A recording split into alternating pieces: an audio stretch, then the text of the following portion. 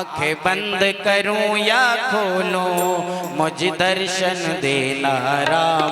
आंखें बंद करूं या खोलूं मुझे दर्शन देना राम। आंखें बंद करूं या खोलूं मुझे दर्शन देना राम। मुझे दर्शन देना राम। मुझे दर्शन देना राम। मुझे दर्शन देना राम। मुझे दर्शन देना राम। आंखें बंद करूं या खोलूं मुझे दर्शन देना राम। आंखें बंद करूं या खोलूं मुझे दर्शन देना राम।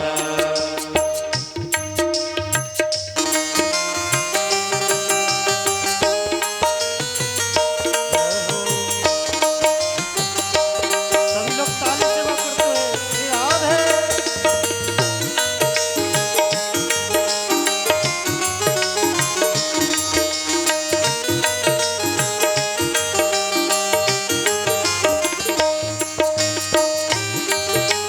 मीठी मीठी तालियों के साथ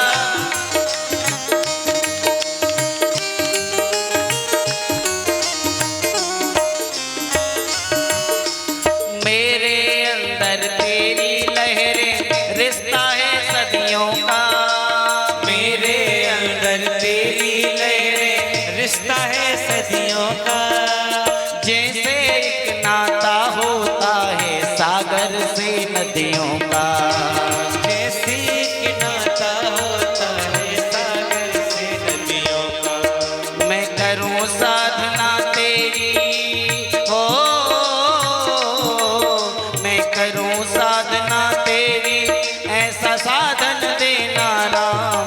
आंखें बंद करूं या खोलूं मुझे दर्शन देना राम। आंखें बंद करूं या खोलूं मुझे दर्शन देना राम। आंखें बंद करूं या खोलूं मुझे दर्शन देना राम। आंखें बंद करूं या खोलूं मुझे दर्शन देना। एक बार कहिए श्री राधे। हरि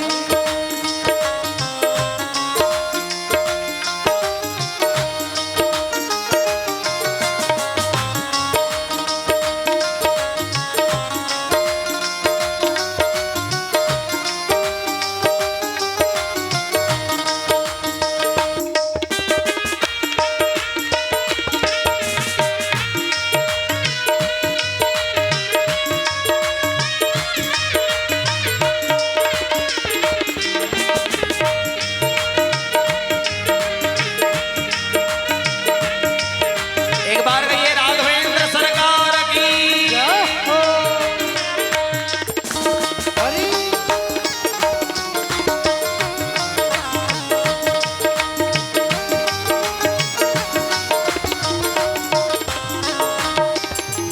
हम सब सेवादार तुम्हारे राघव दास तुम्हारे।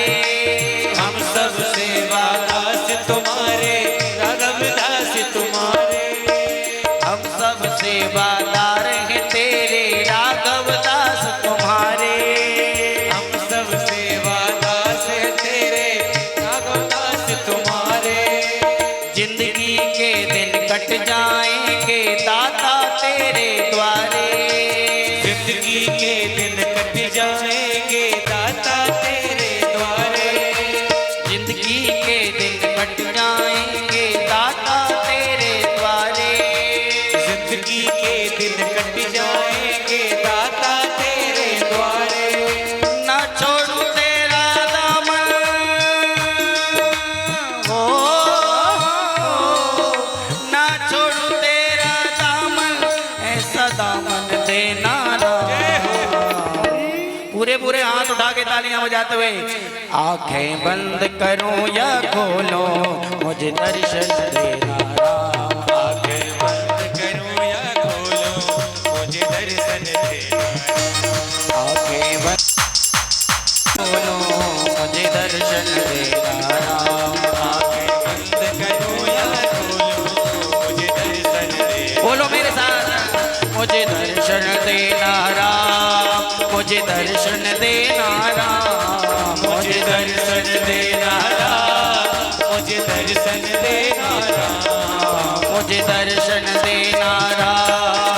मुझे दर्शन देना राम, मुझे दर्शन देना राम, मुझे दर्शन देना राम। हो आंखें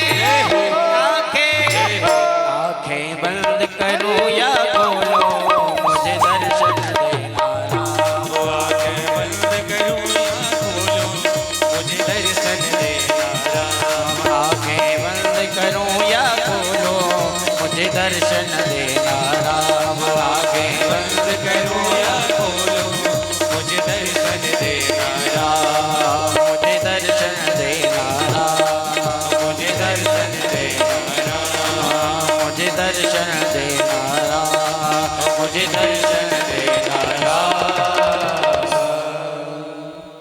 अब तो भरत जी महाराज पड़े रहते और केवल भगवान का ही चिंतन करते। आगे बंद करें तो भगवान का चिंतन और खोले तो भगवान को ही सारे जगत में देख। कोई आकर के कुछ कह के चला जाए तो किसी से कुछ नहीं कहते, एकदम सरल बन गए। और भैया मेरे, भगवान उसी को मिलता है जिसके जीवन में सरलता होती है। चलचित्र वाला व्यक्ति, ढोंग धतूरे वाला व्यक्ति भगवान को बिल्कुल पसंद नहीं है। भगवान तो सरल को ही मिलते हैं। भरत जी को सब जड़ भरत कहने लगे, पड़े रहते एक जगह पर, जो जैसा कहते उसी में राजी, लेकिन भजन नहीं छूटना चाहिए। तो भजन लगातार कर रहे हैं, बिल्कुल जीवन में सरलता आ रही है। अरे भैया, सरल भक्त के लिए तो भगवान क्या क्या करने के लिए तैयार हैं। सरल भक्त के लिए तो भगवान ने गौएं चरा दी। सरल भक्त के लिए तो भगवान प्रार्थना करके कहते हैं कि आप जैसा कहो वैसा करेंगे, पर आप मेरे साथ रहो। एक बार कथा चल रही थी, तो कथा में एक ग्वाल पहुंचा धोखे से, गौएं चराने वाला ग्वाल पहुंचा। तो पंडित जी कथा में कह रहे थे कि भगवान श्रीधाम वृंदावन में आज भी गैया चराते हैं। तो ये बात उस ग्वाला ने सुन ली। बड़ा सरल था, भगवान का भक्त था, तो उसने सुनी बात। तो कथा जब विश्राम हुई तो पंडित जी के पास में पहुंच गया। गुरुजी, आप कह रहे थे कि भगवान गौएं चराते हैं, क्या कोई और नहीं है वृंदावन में जो भगवान को ही गौएं चराने पड़ रही है? और कोई नहीं जा सकता गौएं चराने? पंडित जी ने सोचा पगला है ना। यदि कोई भगवान की भक्ति करने लग जाए ना ज्यादा, तो दुनिया के लोग कहते कि ये तो पागल है। भैया, वो पागल भी ठीक है जो भगवान में पागल है। कहते हैं कोई पागल है धन दौलत का, कोई पागल सुत अरुणारी का, पर सच्चा पागल वो पागल है जो पागल बांके बिहारी का। जो भगवान का पागल है वो पागल अच्छा है। जिन्हें हम पागल कहते हैं उन्हीं में भरे खुशियों के लच्चे हैं। अरे लोग कहते हैं तो कहने दो, हम पागल ही अच्छे हैं। पागल तो पंडित जी ने सोचा ये तो पगला है, पागल है। बोले हाँ, वृंदावन में आज भी भगवान गैया चराते हैं। सो इसने सबको छोड़ा, हम चराएंगे गैया।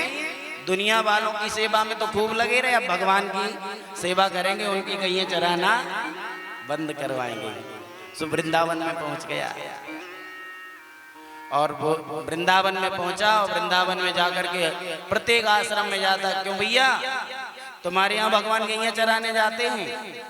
सो सब धुतकार करके भगा देते हैं, यहाँ कोई भगवान नहीं जाते गैया चराने, चलो निकलो इधर से। एक दिन वह पहुंचा बिहारी जी के मंदिर में और वहां पर जाकर के गोसाई से कहता है, गोसाई जी क्या मंदिर की गैया आज भी भगवान ठाकुर जी चराते हैं? तो वहां पर बहुत सी गायें थी। तो गोसाई जी ने सोचा एक काम करते हैं, बोल देते हैं हाँ चराते हैं, हो सकता है यह चराने जाने लगे। तो गोसाई जी ने कह दिया हाँ भगवान गैया चराने जाते हैं तो इसके नेत्रों में अश्रु आ गए और गोसाई जी के चरणों में गिर गया। गोसाई जी, आज से आप ठाकुर जी को गैया चराने के लिए मत भेजना, आज से गैया हम चराएंगे। उनको क्यों परेशान करते हो, वो बहुत नाजुक है, बहुत कोमल चरण है उनके, उनको मत भेजना, आज से हम जाएंगे गैया चराने के लिए। गोसाई जी ने आज सोचा अच्छी जुगाड़ लगी, अब पैसे भी नहीं लगेंगे और हमारा काम भी हो जाएगा, परेशानी मिट गई, फोकट का सेवक मिल गया। सो वह ग्वाला बिहारी जी मंदिर की गौशाला की गैया ले जा करके चराने लगा। चराते चराते एक दिन आई एकादशी, और एकादशी आई तो एकादशी के दिन मंदिर में भोजन नहीं बनता है, आश्रम में सब व्रत रखते हैं और रखना चाहिए सबको, है ना। एकादशी से बढ़कर के कोई व्रत नहीं है। एकादशी का व्रत जो करता है भगवान ठाकुर जी सबसे जल्दी उसी के ऊपर प्रसन्न हो जाते हैं। कोई व्रत कर पाओ चाहे नहीं, पर एकादशी व्रत जरूर करना। आशा है आप लोग तो करते ही होंगे, पता ना कौन कौन एकादशी व्रत करता है। वाह, धन्य है, प्रणाम है आपको। जो नहीं करते हो वो कर देना शुरू। और सुनो, एक व्यवस्था है, एकादशी के दिन अन्न में पाप का वास होता है, पता है आपको। एकादशी के दिन अन्न नहीं खाना चाहिए, चाहे कितना भी फलाहार कर लो, जितना मन चाहे सो रगड़ के खा लो, लेकिन अन्न नहीं खाना। एक बार अन्न भगवान के पास में रोता रोता पहुंचा। भगवान, सबको तो अवकाश मिलता है लेकिन हमें कभी अवकाश नहीं है। हमको तो 365 दिन रात लोग खाने में ही लगे हैं, हमको कभी अवकाश नहीं है कि हम भी फ्री रह लें। भगवान बोले, भगवान से कहता कोई उपाय बताओ, हम क्या करें, एक आध दिन हम भी बच जाएं तो बढ़िया रहेगा। तो भगवान ने अन्नदेव से कहा एक काम करो,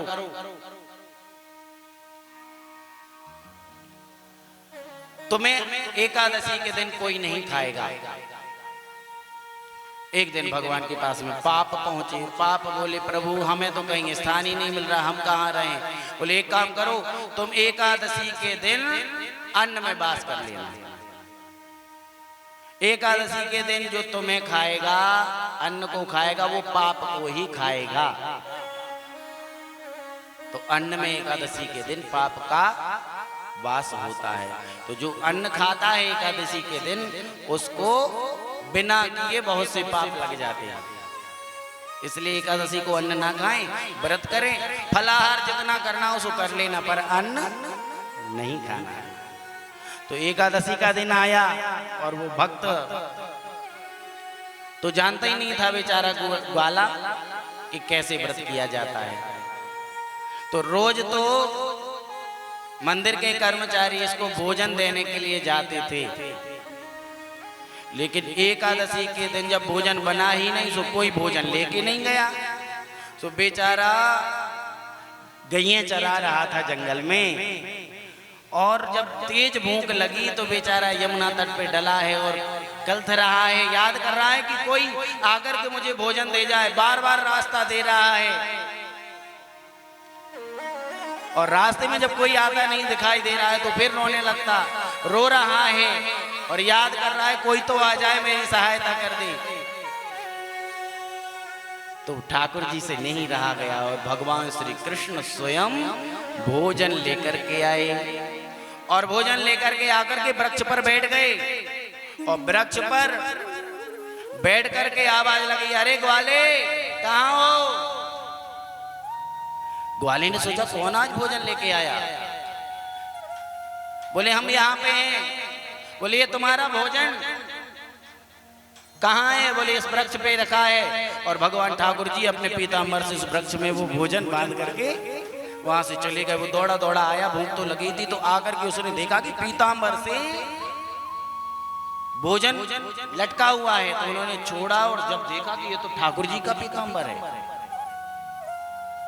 और जैसे ही उसने पीताम्बर देखा सो नेत्रों में अश्रु आ गए। कन्हैया ये गोसाई है, पुजारी सब क्या मर गए? जो तुमको ही आज भोजन लेके आना पड़ा। और रोता रोता कहता है, आज भोजन तुम्हें नाथ लाना पड़े, आज भोजन तुम्हें नाथ लाना पड़े, आज भोजन तुम्हें नाथ लाना पड़े। तुमको नाना पदार्थ बनाना पड़े, तुमको नाना पदार्थ बनाना पड़े, तुमको नाना पदार्थ बनाना पड़े, तुमको नाना पदार्थ बनाना पड़े। आज भोजन तुम्हें नाथ लाना पड़े, आज भोजन तुम्हें नाथ लाना पड़े, आज भोजन तुम्हें नाथ लाना पड़े, आज भोजन तुम्हें नाथ लाना पड़े। ना हुई उन पुजारियों को मेरी खबर, ना हुई उन पुजारियों को मेरी खबर, ना हुई उन महंतों को मेरी खबर, ना हुई उन महंतों को मेरी खबर। मंदिर में पूजा पाठ कराते बड़े, मंदिर में पूजा पाठ कराते बड़े। आज भोजन तुम्हें नाथ लाना पड़े, आज भोजन तुम्हें नाथ लाना पड़े। कन्हैया क्या वो पूरे के पूरे महंत चल बसे, जो कोई एक भी सेवक नहीं मिला जो हमें ला करके भोजन दे दे, जो स्वयं आपको आना पड़ा। और हम जान रहे हैं कि तुम क्यों आ गए हो भोजन लेके। देखो इतना सरल था कि कह रहे हैं हम जानते हैं कि तुम भोजन लेके क्यों आ गए, क्योंकि तुम्हें डर है कि यदि हम भोजन देने नहीं गए तो ये छोड़ के भाग जाएगा, तो हमें फिर से गईया चराने पड़ेंगे। जो जानते हो कि ये भाग जाए ना कहीं, जानते हो कि ये भाग जाए ना कहीं, ये हो कि ये भाग जाए ना कहीं, जानते हो कि ये भाग जाए ना कहीं। हमको फिर से न गौएं चराना पड़े, हमको फिर से न गौएं चराना पड़े। आज भोजन तुम्हें नाथ लाना पड़े, आज भोजन तुम्हें नाथ लाना पड़े। हमको फिर से न गौएं चराना पड़े, हमको फिर से न गौएं चराना पड़े। आज भोजन तुम्हें नाथ लाना पड़े, आज भोजन तुम्हें नाथ लाना पड़े, आज भोजन तुम्हें नाथ लाना पड़े, आज भोजन तुम्हें नाथ लाना पड़े। कन्हैया तुम क्यों आए? मुझे तो मिले अथवा ना मिले, और मिले तो रूखी सूखी मिल जाए। रूखी सूखी ही मुझको भले ही मिले, रूखी सूखी मुझको भले ही मिले।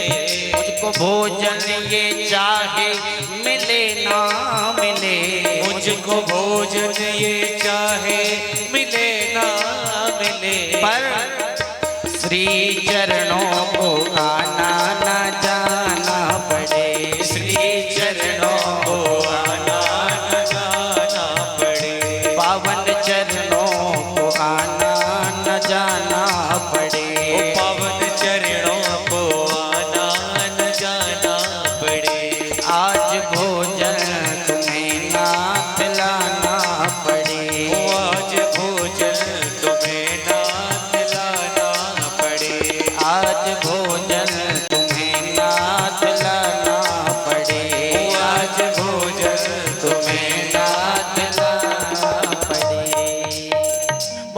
खेद हुआ और गुस्सा भी आया, भोजन तो कर लिए और भोजन जैसे ही इसने किए सो इतना स्वादिष्ट भोजन, इतना स्वादिष्ट भोजन कि ऐसा स्वाद तो जीवन में कभी मिला ही नहीं।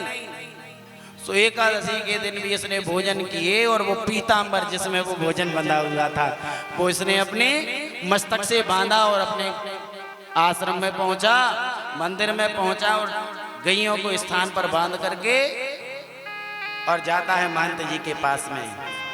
अरे महंत जी, सबके सब चले गए क्या? अरे मैं वहां से इतनी दूर से आया ठाकुर जी की सेवा को करने के लिए कि ठाकुर जी परेशान ना हो, और तुम लोग इतना सा काम नहीं कर पाते, भोजन देने नहीं आ पाए, स्वयं ठाकुर जी को परेशान कर दिया तुम लोगों ने। सो पुजारी जी बोले क्यों खामखा चिल्ला रहे हो, क्या हुआ? आज एकादशी, आज भोजन नहीं बना यहाँ पर। बोले भोजन नहीं बना? बोले हाँ, मंदिर में भोजन बना ही नहीं।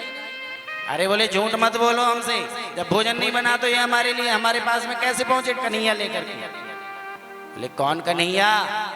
अरे बोले जो ये मंदिर में बैठे यही कन्हैया था, भोजन लेके गए थे। कहाँ गए थे देखा आपने?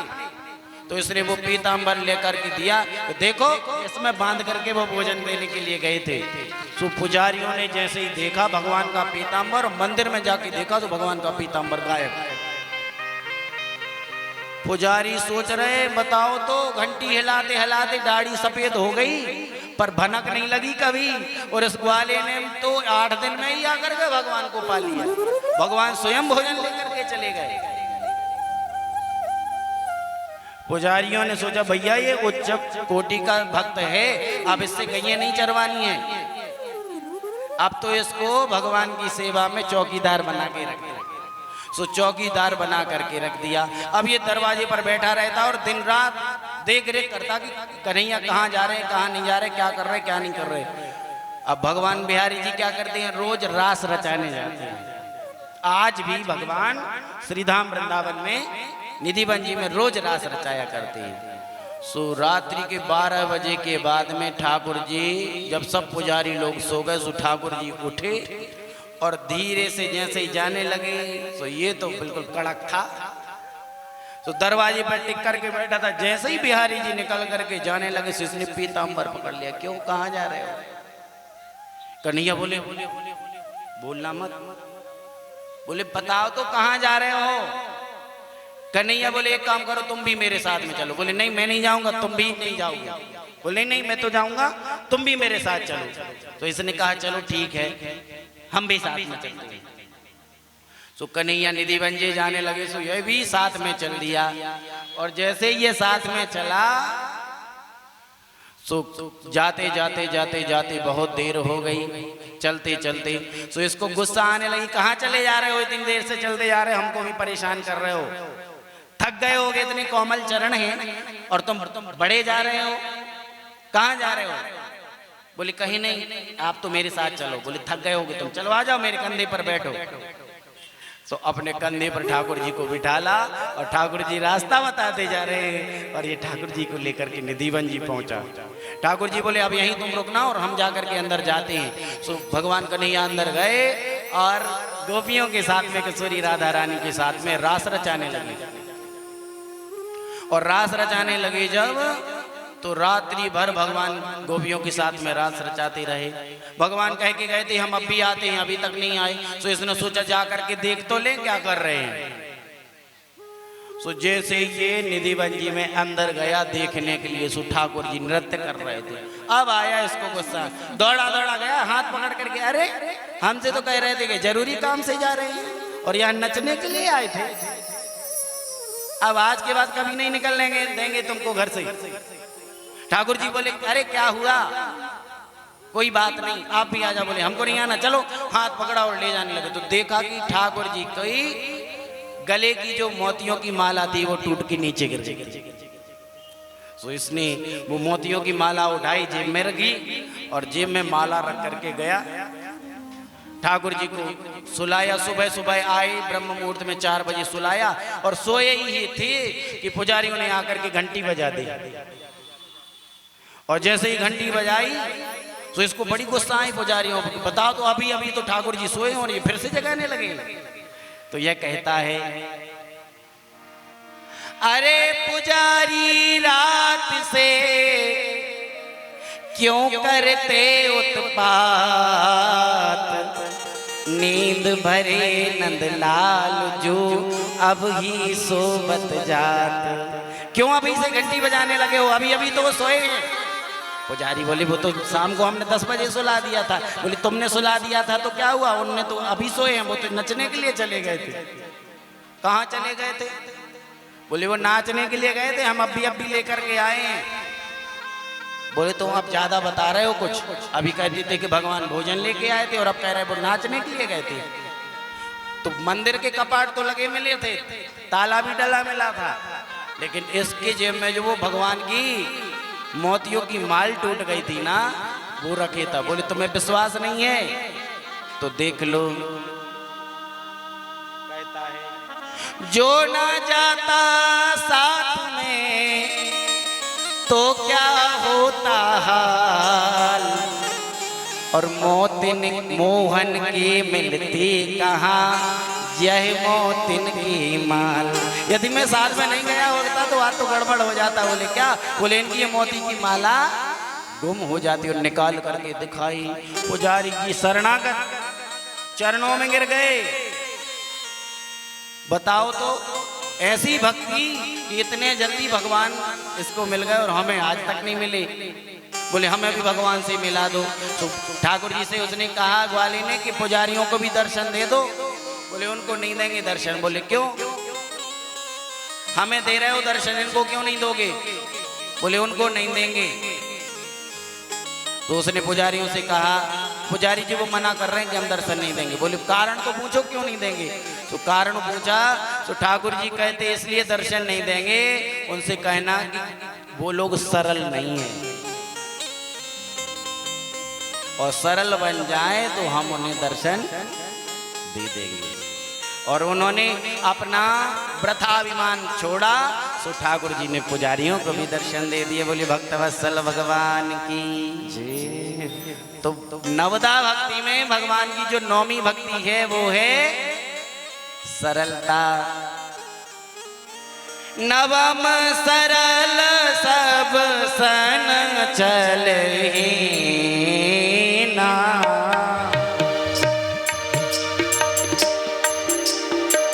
नवम सरल सब सन चलहि ना, मम भरोस हिये हरस ना दीना, मम भरोस हिये हरस ना दीना।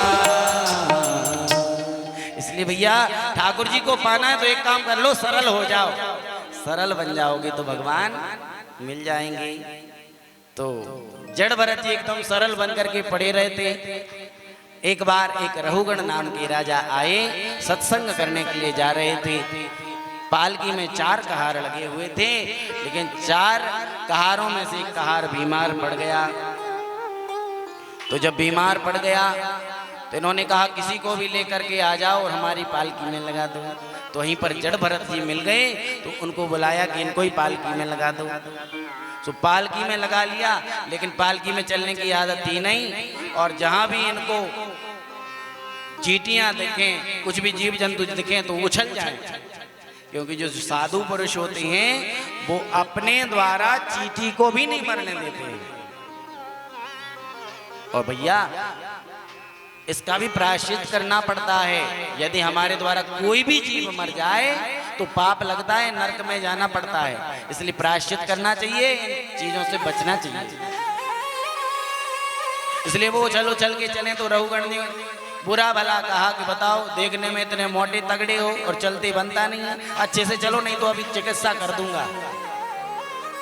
तो रहुगण के लिए जड़ भरत जी ने समझाया। इन्होंने सोचा आज तक किसी से तो बात नहीं की, लेकिन आज बात करनी पड़ेगी, क्योंकि इनको नहीं समझाएंगे तो दुनिया क्या कहेगी। कि जड़ भरत जैसे संत ने रहुगढ़ का बोझा अपने कंधे पर रख लिया, लेकिन फिर भी इनका कल्याण नहीं हुआ। तो उन्होंने उपदेश दिया, रहुगण मोटा और पतला होना यह सब शरीर के गुण हैं, आत्मा ना मोटी होती ना पतली होती। इतना ही कहा तो इसके कान खड़े हो गए कि ये तो कोई ब्रह्म ज्ञानी व्यक्ति है, कोई साधारण नहीं है। तो मुड़ करके जब देखा सो जड़ भरत जी के कंधे पर जनेऊ दिखाई दे दिया। कस्त्वं निगूढ़श्चरसि ध्वजानां बिभर्षि सूत्रं कतमो वधूता कस्यापि कुत्रापि इहापि कस्मान् क्षेमायनश्चेदति नोत शुक्ला। आप कौन हो महाराज जी? आपके कंधे पर यज्ञोपवीत है, आपके मस्तक पर चंदन है, आपके गले में कंठी है, आप कौन हो? बोले यही भी आप गलत बात पूछ रहे हो कि कौन हो। हम में और आप में कोई भेद नहीं, हम सब भगवान के दास हैं, हम सब भगवान के अंश हैं। लेकिन इसने क्या देखा? पालकी से नीचे कूद गया। क्यों? क्योंकि जड़ भरत जी के कंधे पर जनेऊ था, यज्ञोपवीत था, मस्तक पर तिलक था। मेरे भैया सनातनी है यदि हम हैं तो कुछ कर पाओ चाहे नहीं, पूजा पाठ कर लो तो अच्छी बात है, नहीं कर पाओ तो नहीं कर पाओ, लेकिन अपनी एक पहचान तो रखो कि हम सनातनी हैं। आप सभी से आग्रह करना चाहता हूं व्यास मंच के माध्यम से कि आप दृढ़ सनातनी बने, पक्के सनातनी बने और रोज वैष्णव बन करके ही घर से निकलें। रोज घर में भगवान का पूजन करके तिलक लगाएं, गले में कंठी धारण करें, शिखा धारण करें और हाथ में रक्षा सूत्र हो कलाई। कम से कम देखो तो कि आप वैष्णव हो, आप सनातनी हो। तो रोज तिलक लगाया करो। लेकिन डर लग रहा होगा कि तिलक लगाएंगे तो लोग क्या कहेंगे कि देखो तो पुजारी बन गए। पर ये दुनिया का काम है, दुनिया का काम दुनिया को करने दो और अपना काम अपन करो। तेरे रास्ते से हटाती है दुनिया, इशारों से हमको बुलाती है दुनिया। देखूं न हरगिज में किसी का इशारा, क्योंकि कहीं छूट जाए ना दामन तुम्हारा। दुनिया के चक्कर में कन्हैया तुम चले गए हमसे दूर तो गड़बड़ हो जाएगी। इसलिए भगवान हमारे साथ में होने चाहिए, दुनिया साथ में रहे या ना रहे। और भगवान साथ में है तो राधा रानी मेरे साथ है।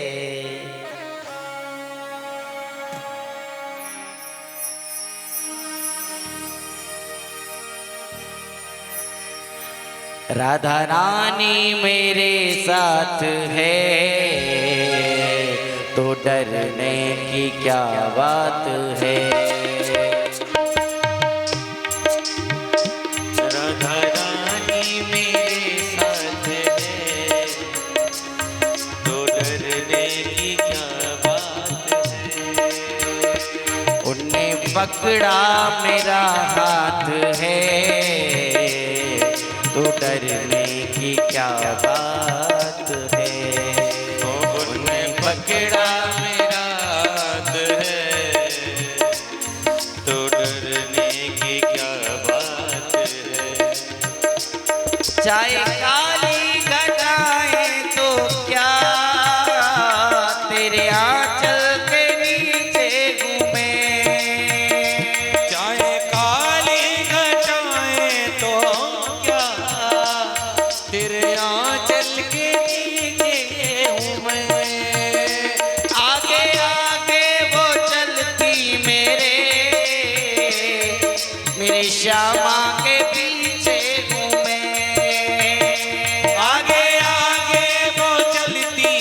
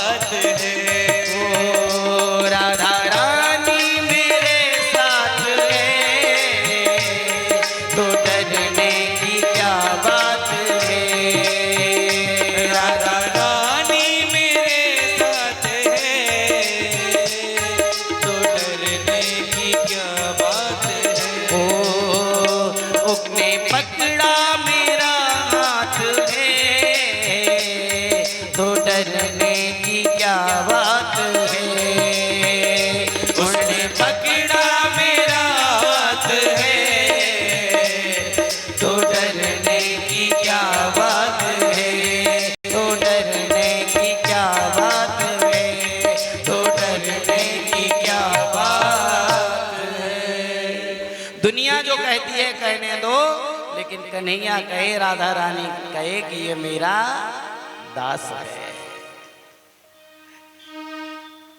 बड़ा प्यारा उपदेश दिया है रघुगण को। और कपिल ऋषि के आश्रम वह जा रहा था, लेकिन वहीं पर रुक गया है और रुक करके उसने उनसे ही सत्संग किया और अपने भगवान के धाम को प्राप्त किया। बोलिए भक्त वत्सल भगवान की।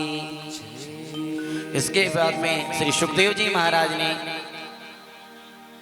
परीक्षित को 28 प्रकार के नरकों के विषय में बताया है। हमसे जाने अनजाने में पाप हो अथवा तो हम अपनी मर्जी से कोई पाप करें तो उन पापों के कारण हमें नरक में जाना पड़ता है। इसलिए हर पाप का प्रायश्चित होता है, और यदि अलग अलग प्रायश्चित ना कर पाओ तो सबसे बड़ा प्रायश्चित है भगवान का नाम। तो भगवान का नाम लेने से हमारे सारे पाप कट जाते हैं। केचित केवलया भक्त्या वासुदेव परायण अगम धनवंती काष्टेन निहारमेव भास्करा। जैसे दीपक के जलाने से अंधकार दूर हो जाता है, वैसे ही भगवान का नाम लेने से पाप मिट जाते हैं, कट जाते हैं। इसलिए भैया भगवान का नाम लो तो सब पाप कटेंगे। इसी नाम महिमा में उन्होंने अजामिल उपाख्यान सुनाया। अजामिल नाम के पंडित जी थे, जीवन भर पाप किया, लेकिन संतों की कृपा से अपने बेटे का नाम नारायण रख लिया। और नारायण नाम रखा जब, और अंत समय में दूत आए भगवान के, तो अपने पुत्र नारायण को बुलाया। तो पुत्र नारायण तो नहीं आ पाया, लेकिन भगवान नारायण के दूत आ गए और बचाया है उनको।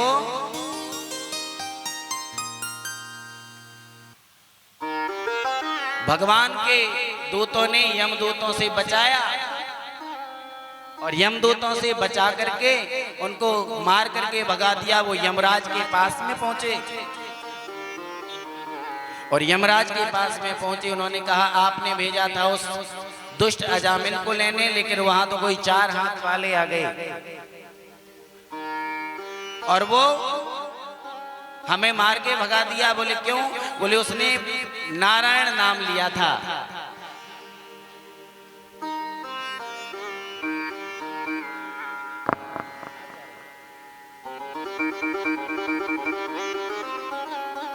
ठाकुर जी बहुत जल्दी जल्दी बुला रहे हैं आप। बोलिए भक्त वत्सल भगवान की। अब भैया जब मस्ती चढ़ जाती है ना, तो ठाकुर जी अपने चरणों में ही बुला लेते हैं। अभी 15 दिन हुए होंगे मुश्किल से ठाकुर जी के चरणों में वृंदावन गए थे, और फिर से वृंदावन जा रहे हैं दादाजी। राधे राधे बोल देना आप हमारा। बोलिए वृंदावन में हरि लाल की। अब ठाकुर जी यहाँ आ रहे हो, आप वहां जा रहे हो। ठाकुर जी यहाँ आ रहे हैं।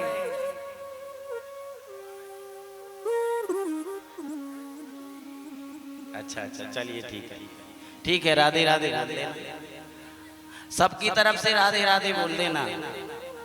आप लोग भी बोल दो राधे राधे, ताकि आपकी राधे राधे वृंदावन पहुंच जाए। एक बार जोर से बोलो राधे राधे।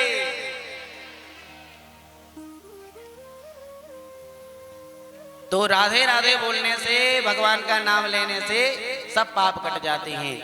तो नारायण का नाम लिया, जिससे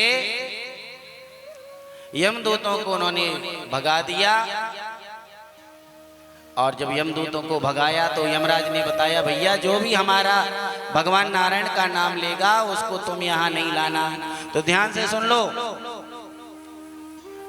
समय बहुत कम बचा है, कन्हैया के जन्मोत्सव तक जाना है, इसलिए कुछ मुख्य मुख्य बातें आपको बता दें, फिर कन्हैया के जन्मोत्सव तक चलेंगे, चिंता नहीं करना। 5:30 बजे जन्मोत्सव का आनंद लेंगे हम, है ना।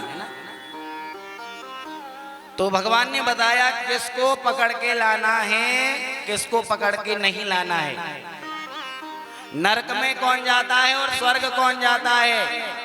ध्यान से सुनना। राधे राधे।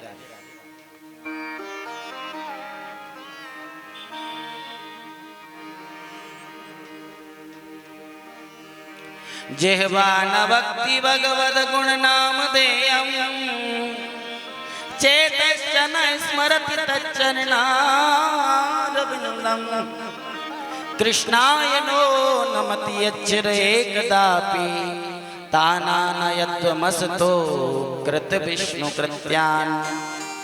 जिसकी जिह्वा से कभी भगवान का नाम नहीं निकलता उसको पकड़ करके नरक में डाल दो। जो कभी अपने चित्त से भगवान का चिंतन नहीं करता उसको डाल दो। जो भगवान के मंदिर के सामने से निकल जाता है, भगवान को संतों को देख करके प्रणाम नहीं करता, उसको मंदिर में डाल दो, नरक में डाल दो। तो यमराज के दूत बोले अब ऐसे लोग तो बहुत मिल जाएंगे कलयुग में। तो ऐसे लोगों को नरक में डालना जो भगवान का नाम नहीं लेते, चित्त से भगवान का स्मरण नहीं करते, कथा नहीं सुनते और जो भगवान को प्रणाम नहीं करते। इसलिए भैया कभी भी किसी भी मंदिर के सामने से निकलो, कोई संत ब्राह्मण दिखे तो उनको देख करके प्रणाम करना चाहिए। मंदिर के सामने से निकलो तो भगवान को प्रणाम जरूर करो, नहीं तो नरक के द्वार खुल जाएंगे। लेकिन अब तो शर्म आने लगी ना प्रणाम करने में।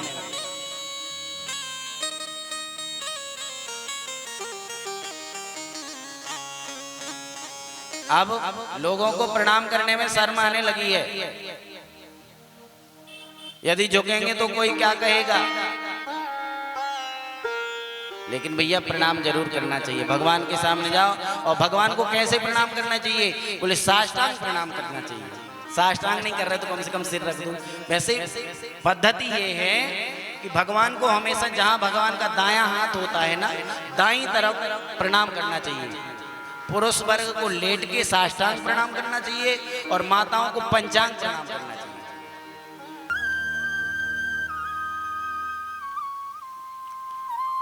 दूर दूर से भक्त आ रहे हैं भैया भगवान की कथा का रसास्वादन करने। अभी अप्रैल के महीने में इनके यहाँ पे श्रीमद् भागवत जी की कथा हुई थी मगरधा में, कर्रापुर से आगे थोड़ा मगरधा ग्राम है, वहाँ से बड़ी दिव्य तरीके से इनके आवी ठाकुर जी का उत्सव मनाया गया था। तो पता चला तो आ गए। अब सोशल मीडिया का जमाना है तो पता तो चल ही जाता है ना। और इस कथा का भी लाइव प्रसारण हो रहा है। तो YouTube चैनल पे इस कथा को जो लोग इन 4 दिन तक नहीं सुन पाए अथवा गैप लग गया है तो इस कथा को YouTube पर सुन सकते हैं। तो यही जानकर के ये लोग पधारे हैं, आप सभी भक्तों का बड़ी दूर दूर से पधारे हैं। यदि आप कथा कहने लगे तो भगवान की कथा रुक जाएगी, इसलिए ज़्यादा किसी के नाम तो हम नहीं ले पाएंगे यहाँ से। लेकिन जो भी कन्हैया की कथा में पधारे हैं उनका खूब खूब स्वागत और व्यास मंच से बहुत बहुत आशीर्वाद। ऐसे ही आपका मन भगवान के चरणों में लगा रहे। बोलिए भक्तवत्सल भगवान की। तो मैं कह रहा था कि प्रणाम करना चाहिए भगवान को दाईं तरफ से। पुरुषों को लेट करके साष्टांग प्रणाम और माताओं को पंचांग प्रणाम।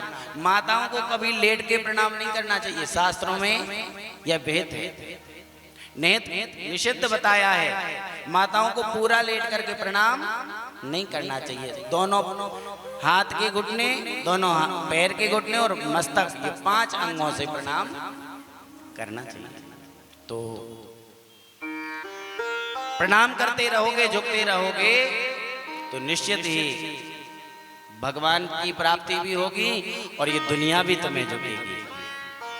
कहते गुलिस्ता वालों गुलों से गुल खिलाना सीख लो, प्रेम कर लो, हर एक दिल में घर बनाना सीख लो। खुद ब खुद झुक जाएगी सारी दुनिया, पर शर्त लेकिन है कि पहले सर झुकाना सीख लो। आप सर झुकाना सीख लो, आप झुकना सीख जाओगे तो दुनिया भी झुकना सीख जाएगी। इसलिए भैया झुकते रहोगे तो भगवान के धाम की प्राप्ति हो जाएगी। अजामिल को पता चला कि भगवान का धोखे से नाम निकल गया तो ही हमारा कल्याण हो गया, हम नरक में जाने से बच गए। तो सादर यदि हम भजन कर लेंगे तो हमारा कल्याण ही हो जाएगा। तब से अजामिल भजन करने लगा और फिर भगवान के धाम को प्राप्त करता। बोलिए भक्तवत्सल भगवान की। भैया नाम का ऐसा प्रभाव है कि भाव से, कुभाव से, धोखे से, संकेत में, परिहास में, कैसे भी भगवान का नाम लो वह कल्याण कर ही देता है। देखो श्री सुखदेव जी महाराज कहते परीक्षित, शिशुपाल ने तो भगवान को गाली दे दे करके नाम लिया था। भगवान को गाली देता तो नाम लेता, और भगवान ने कृपा की और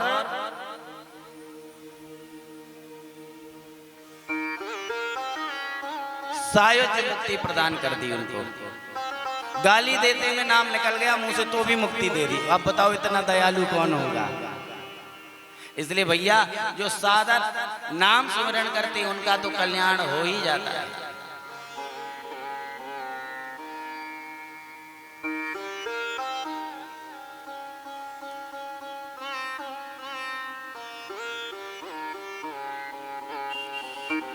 श्री सुखदेव जी महाराज कहते हैं, आप कह रहे थे शिशुपाल, परीक्षित ने प्रश्न किया कि आप कह रहे थे कि शिशुपाल तो तीसरे जन्म में मरा था, तो उससे पहले भगवान ने उनको कैसे मारा था? तो बोले हिरण्याक्ष के उद्धार की कथा तो उनको सुनाई दी थी, हिरण्यकश्यप की कथा नहीं सुनाई आपने। हिरण्यकश्यप को भगवान ने कैसे मारा? तब उन्होंने बताया हिरण्यकश्यप भाई की मृत्यु के बाद बड़ा क्रोधित हुआ, ब्रह्मा जी से बहुत सारे वरदान मांग करके आया, और तब तक इंद्र ने इनके 4 बेटों को मार दिया। एक बच्चा जो जन्म था उसको नारद जी ने भागवत धर्म का उपदेश किया, और हिरण्यकश्यप जब वरदान पा करके आया तो उसको घर पे छोड़ दिया। प्रहलाद का जन्म हुआ। प्रहलाद को विद्या अध्ययन करने के लिए संड अमर्क के पास में छोड़ा, लेकिन आसुरी विद्या न पढ़ करके उन्होंने तो भागवत धर्म को सीखा था नारद जी से। तो पिताजी ने पूछा, बेटा बताओ तुमने क्या सीखा? तो प्रहलाद जी कहते, प्रभु हमने तो एक ही बात सीखी है कि संसार का जो कुछ भी है ये सब मिथ्या है, संसार में केवल भगवान का नाम ही सार्थक है। इस संसार में जो कुछ भी दिखाई दे रहा सब यह मिटने वाला है, यहीं रह जाएगा, साथ में तो केवल भगवान का नाम जाएगा, और कुछ साथ जाने वाला नहीं है। इसलिए पिताजी सब छोड़ करके भगवान का भजन ही करना चाहिए। ये पत्नी पुत्र जमीन जायदाद ये सब यहीं रह जाएगा, इसलिए साथ में जाएगा तो क्या बोले भगवान का नाम। धन दौलत से एक दिन खाली होगा हाथ, अंत समय भगवान का नाम जाएगा साथ। इसलिए पिताजी भगवान का भजन कर लो। हिरण्यकश्यप को गुस्सा आया और कहा, तुम मेरे शत्रु का भजन करते हो, नाम लेते हो, तू मेरे काम का नहीं है। प्रहलाद को मारने के कई प्रयास किए, जल में डुबाया, अग्नि में जलाया, पर्वत से गिराया, सर्प से दंश करवाया, उबलते हुए तेल में डलवाया, होलिका में जलवाया, लेकिन हर जगह भगवान प्रहलाद की रक्षा करते। जिसका रखवाला है राम उसका कौन बिगाड़े काम। सीम की चाँप सके को तासु, बड़ रखवार रमापति जासु। जिसका रखवाला मेरा गोविंद कौन बाल बाल कर सकता है। सो भगवान ने सब जगह बचाया। एक दिन तो इसको गुस्सा आया हिरण्यकश्यप को। प्रहलाद से कहता है, बता जिसका तू नाम जपता है तुझे बाद में मारेंगे, पहले उसको ही मारेंगे, बता तेरा भगवान कहाँ है। प्रहलाद जी बोले, पिताजी आपका प्रश्न गलत है। बोले कैसे गलत है? बोले आप पूछ रहे हो कि भगवान कहाँ है, आपका प्रश्न गलत है। ये पूछो भगवान कहाँ नहीं है। देश काल विधि समुदि सीमाएं, कहूँ ऐसे कहाँ जहाँ प्रभु नाई। देश काल विधि समुदि सीमाएं, कहूँ ऐसे कहाँ जहाँ प्रभु नाई। कहूँ ऐसे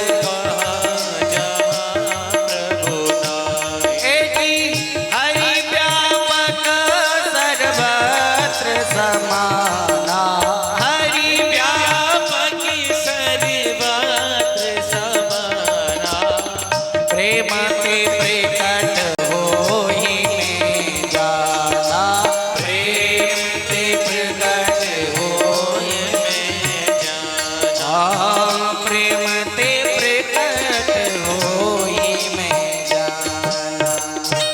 भगवान तो सर्वत्र सब जगह है। बोले इस खंबे में है? बोले हाँ। खंबे में है? बोले हाँ। तो खड़क लिया, निकले नहीं तो मारूंगा तुझे। बोले बिल्कुल निकलेंगे। और जैसे उसने खड़क उठा करके और खंबे को तोड़ना चाहा सो भगवान उसमें आ गए। सत्यम विधातुम निज वृत्यवासितम, अपने भक्त की बात को सत्य करने के लिए भगवान उस खंबे में आ गए। और जैसे उसने खंबे में खड़क मारा तो खंबा टूटा, सो उसमें से नरसिंह भगवान प्रकट हो जाते। बोले नरसिंह भगवान की। नरसिंह भगवान प्रकट हुए, हुंकार करते हुए टूट पड़े उसके ऊपर और युद्ध करते करते इसी संध्याकालीन बेला में अपनी जंघाओं पर बिठाला और अपने नाखूनों से दहलीज पर बैठ करके उसकी अंतड़ियों को, उसके उदर को विदीर्ण करते हुए अंतड़ियों को निकाल करके हिरण्यकश्यपु का उद्धार कर दिया। बोलिए भक्तवत्सल भगवान की। जो जो इसने वरदान मांगे थे सबको पूर्ण किया भगवान ने पुरुषोत्तम माह में, और इस हिरण्यकश्यपु का उद्धार कर दिया। क्रोध शांत नहीं हुआ भगवान का। भगवान क्रोधित हैं। देवता लोग सोच रहे हैं भगवान का क्रोध कैसे मिटेगा। बोले एक काम करो, इस परिस्थिति में तो श्रीमती जी ही पति को समझा सकती हैं। लक्ष्मी जी को बुला, वही समझाएंगी। लक्ष्मी जी से कहा चलो तुम्हारे पति देव रूठ गए, उनको समझाओ। लक्ष्मी जी बोले यूं गए और यूं आए, अब भी मना के। बोले तो चलो। और जैसे ही लक्ष्मी जी आई, नरसिंह भगवान के सामने खड़ी हुई और नरसिंह भगवान ने एक हुंकार मारी, तो लक्ष्मी जी सीधी बैकुंठ में। नारद जी बोले मैया तुम तो कह रही थी यूं गए और यूं आए मना के, अब क्या हुआ? बोले पति देव होते तो मनाते, वहां तो बब्बर शेर बैठा है, उनको कौन मनाए? तो बोले अब कौन मनाएगा? बोले वही मनाएगा जिसके कारण भगवान बब्बर शेर बने हैं। प्रहलाद को बुलाया, प्रहलाद को सामने देखा भगवान ने और गोद में बिठाल करके हाथ से सहला रहे हैं और जीभ से चाट रहे हैं। और नरसिंह भगवान प्रहलाद से कह रहे हैं बेटा मुझे माफ करना। बोले प्रभु प्यारे अंग कोमल हैं तिहारे, असुर ने सतायो मम नाम एक गाने में, गिरी से गिरायो पुनि जल में डुबायो, अग्नि में जलायो कसर राखी ना सताने में, और से लगाए लिपटाए कहीं बारंबार, करुणा निधान रही करुणा निधान दिखाने में, और मंजुल मुखार बिंद चूम चूम कहें प्रभु क्षमा करो लाल मोहे देर भई आने में। बेटा मुझे क्षमा कर दो, इस असुर ने तुझे बहुत सताया लेकिन मैं इतनी देरी में आया, मुझे क्षमा करो। प्रहलाद जी बोले कोई बात नहीं प्रभु हम आपकी शरण में। बोले बेटा मुझसे वरदान मांग लो, क्या चाहिए तुमको? प्रहलाद जी बोले मुझे कुछ नहीं चाहिए। बोले कुछ तो मांगना पड़ेगा। तो बोले एक ही वरदान दे दो कि हमारे पिताजी की मुक्ति हो जाए, उन्होंने तुमसे बहुत बैर किया। बोले बेटा तुम्हारे जैसा बेटा जिस कुल में जन्म लेता है उसकी 21 पीढ़ियां तर जाती हैं, ऐसा भागवत में लिखा है। 7 पीढ़ी पितृपक्ष की, 7 पीढ़ी मातृ पक्ष की और 7 पीढ़ी ससुराल पक्ष की, ऐसी 21 पीढ़ियों का उद्धार हो जाता है। इसलिए चिंता ना करो, तुम्हारे पिता का तो कल्याण हो ही जाएगा। इस प्रकार से प्रहलाद को कृतार्थ किया और इन्हीं के पुत्र हुए विरोचन, विरोचन के पुत्र हुए राजा बलि। और बलि ने देवताओं पर चढ़ाई करके उनको जीत लिया। देवता दर बदर भटकने लगे। भगवान ने समुद्र मंथन के लिए प्रेरित किया है और मंदराचल पर्वत की मथानी बासुकी नाग की कड़नियां बना करके और समुद्र का मंथन किया है। समुद्र मंथन से अमृत के लिए मंथन कर रहे थे, लेकिन सबसे पहले निकला क्या? विष। कथा तो आप लोगों ने सुनी है, इसका सार तत्व समझ लो ये क्या है। आध्यात्म दृष्टि से देखें तो ये मंथन क्या है? बोले ये मंथन है कर्म। और व्यक्ति कर्म तो करता है और कर्म करते ही वो श्रेष्ठ फल की इच्छा रखता है। देवता क्या चाह रहे थे? अमृत, लेकिन निकला क्या? विष। तो व्यक्ति कर्म करता है और श्रेष्ठ फल की इच्छा तुरंत रखता है, लेकिन श्रेष्ठ फल तुरंत नहीं मिलता। पहले जब कर्म करते हैं तो कठिनाइयां आती हैं, परेशानियां आती हैं, फिर बाद में फल मिलता है। तो पहले कठिनाई क्या आई? विष निकला। भगवान ने कहा घबराना नहीं। महादेव को बुलाया और भगवान शंकर ने वह विष पान कर लिया। कितने भी कष्ट आए, लेकिन हमारे भगवान तुम्हारे कष्टों को मिटाने के लिए खड़े हैं और अंत में तुम्हें श्रेष्ठ फल मिलेगा। 14 रत्न निकले और अंत में भगवान धन्वंतरी अमृत कलश लेकर के निकल आते। बोले धन्वंतरी भगवान की। अमृत लिया है, राक्षस उसे छुड़ा करके ले गए। भगवान ने मोहिनी अवतार धारण करके और वह अमृत बांटा है, देवताओं को पिला दिया, राक्षस बच गए। केवल एक राहु सुरभानु नाम के राक्षस ने उसको पिया था। भगवान सूर्य चंद्रमा के बताने पर उसकी गर्दन को काट दिया, जो नवग्रह में आज भी विराजमान है, राहु और केतु। देवता बलवान हो गए, फिर से चढ़ाई युद्ध करके जीत लिया और स्वर्ग में रहने लगे। इधर एक बार देवगुरु बृहस्पति का अनादर कर दिया इंद्र ने, इसलिए गुरु ने चेला को छोड़ दिया इंद्र को। और गुरु ने जैसे ही चेला को छोड़ा, सो चेला बर्बादी की कगार पर। बिना गुरु के कौन समझाए, कौन मार्गदर्शन दे? तो विश्वरूप को गुरु बनाया। विश्वरूप की माता राक्षस पक्ष की थी, तो यज्ञ में उनको भी भाग दे रहे थे, हिस्सा दे रहे थे राक्षसों को। इंद्र को गुस्सा आया, विश्वरूप को मार दिया, तो ब्रह्म हत्या लग गई। और ब्रह्म हत्या लग गई तो इंद्र दर भटकते, लेकिन ब्रह्म हत्या पीछा नहीं छोड़ती। तब उस ब्रह्म हत्या को 4 जगह पर बांटा। मैंने कल आपसे कहा था कि मैं बताऊंगा कि गोंद क्यों नहीं डालनी है, लड्डुओं में गाद क्यों नहीं डालनी है। सुनो, इंद्र को लगी ब्रह्म हत्या, उसको 4 जगह पर बांटा।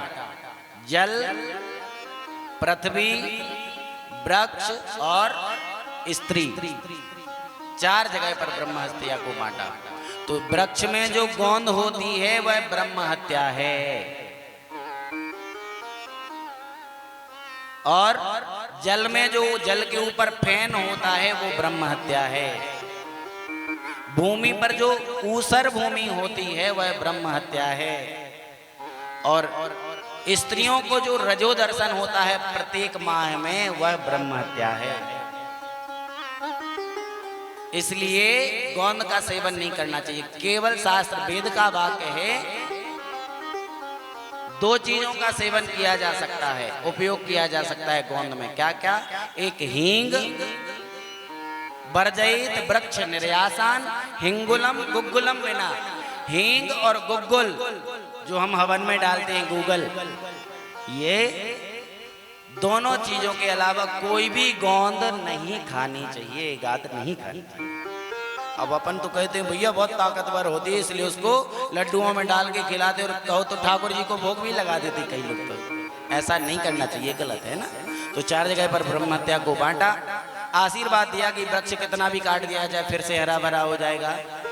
पृथ्वी में कितने भी खड्डे हो जाएं, लेकिन समय आने पर भर जाएंगे। जल कितना भी गंदा हो जाए, समय आने पर स्वच्छ हो जाएगा। और माताओं को वरदान दिया पुत्र प्राप्ति का। इस प्रकार से 4 जगह ब्रह्म हत्या को बांट दिया। बोले भक्तवत्सल भगवान की। और विश्वरूप की मृत्यु के बाद में त्वष्टा मुनि के पुत्र थे विश्वरूप, उन्होंने एक बेटे को और जन्म दिया, जिस एक वो राक्षस के रूप में जन्म लिया, जिसका नाम था वृत्तासुर।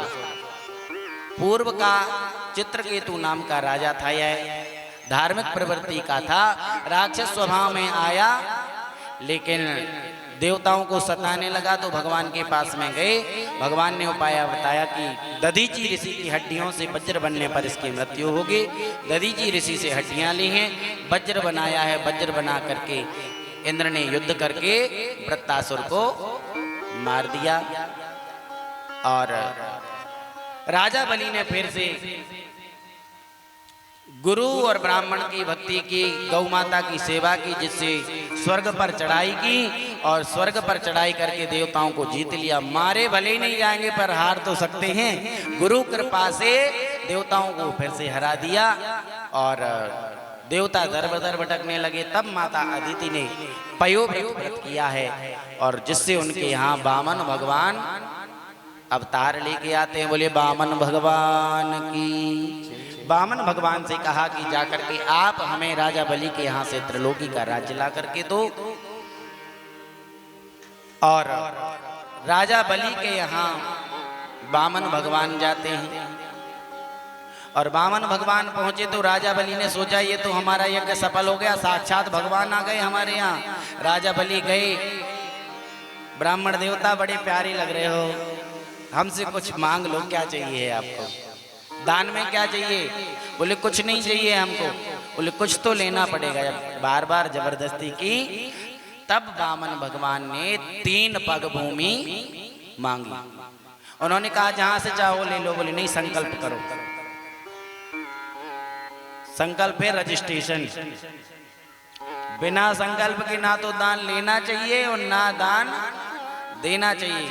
विष्णु विष्णु विष्णु कह के दान दे दिया तो रजिस्ट्रेशन हो जाता है, पक्का हो जाता है कि हाँ दान किया है। इसलिए कहा संकल्प करो। संकल्प करके 3 पग भूमि का संकल्प किया है।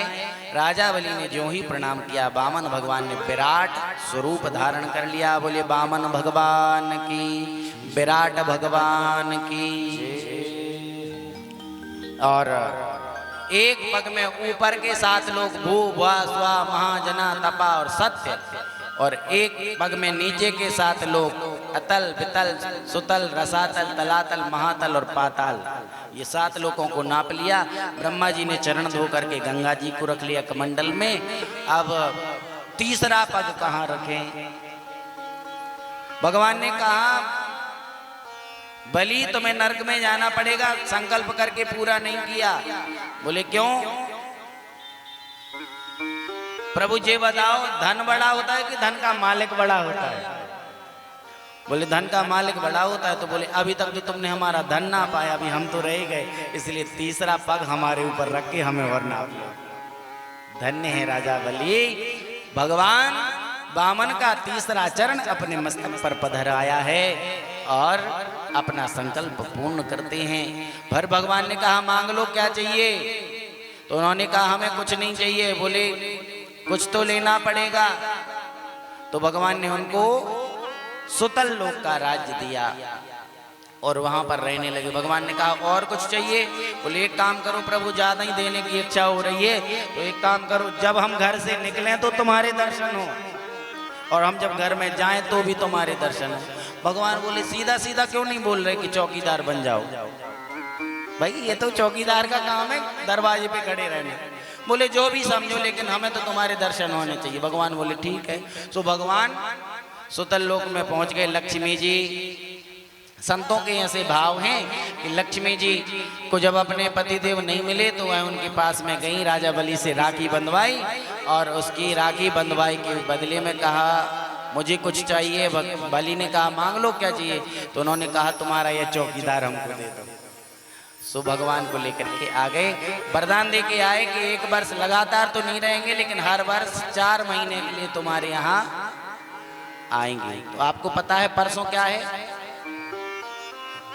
कौन सी एकादशी है? देवउठनी। और आषाढ़ में कौन सी एकादशी होती है? देवशयनी। तो जब भगवान देवशयनी एकादशी को हम लोग कहते भगवान सो गए, सोते नहीं हैं।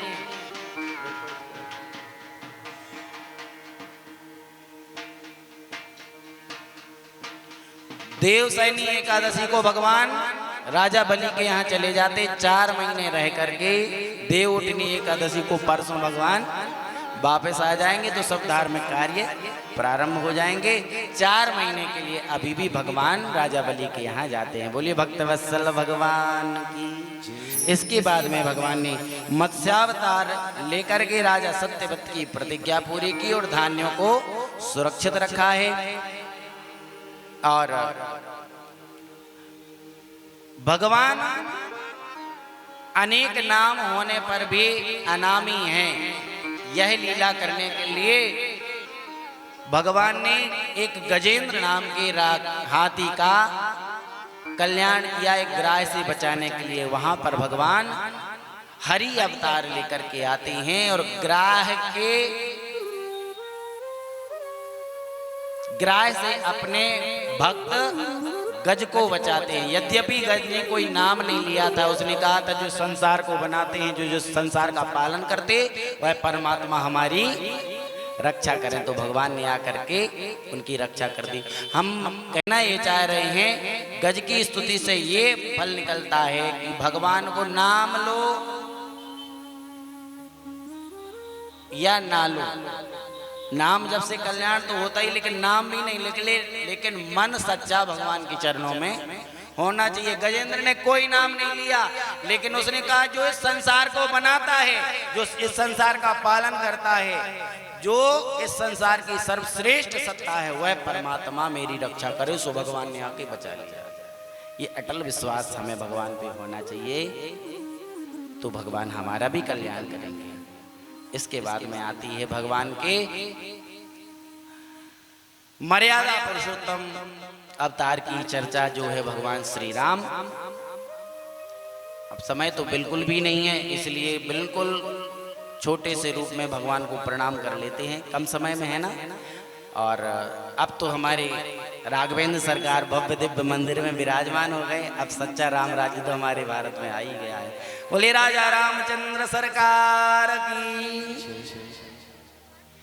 तो भगवान सूर्यवंश में आए, सूर्यवंशी आगे चल करके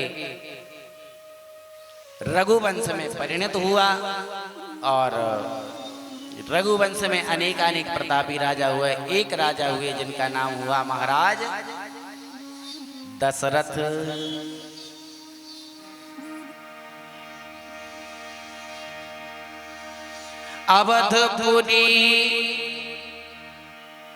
अवधपुरी में एक महाराज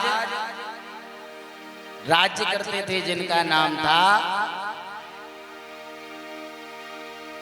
दशरथ, और धर्मात्माओं में श्रेष्ठ थे। इनके यहाँ चौथा पना गया, लेकिन कोई पुत्र नहीं था। तो यह संसार में न जाकर के यह पहुंचे किसके पास में? गुरु के पास में। भैया मेरे, हमारे जीवन में जब भी कोई संकट आए तो दुनिया वालों के पीछे मत पड़ना, दुनिया वालों से मत कहना, नहीं तो दुनिया वाले तो मजे लेंगे तुम्हारे दुख का, तुम्हारे कष्ट के मजे उड़ाएंगे। लेकिन एक स्थान है जहां पर आप जाकर के अपना दुख सुनाना तो तुम्हारे दुख का निवारण होगा, वो है गुरु का स्थान। महाराज दशरथ ने दुनिया से नहीं कहा, महाराज दशरथ सीधे कहां गए? गुरु ग्रह तुरत गए मई पाला, चरण लाग कर विनय विशाला।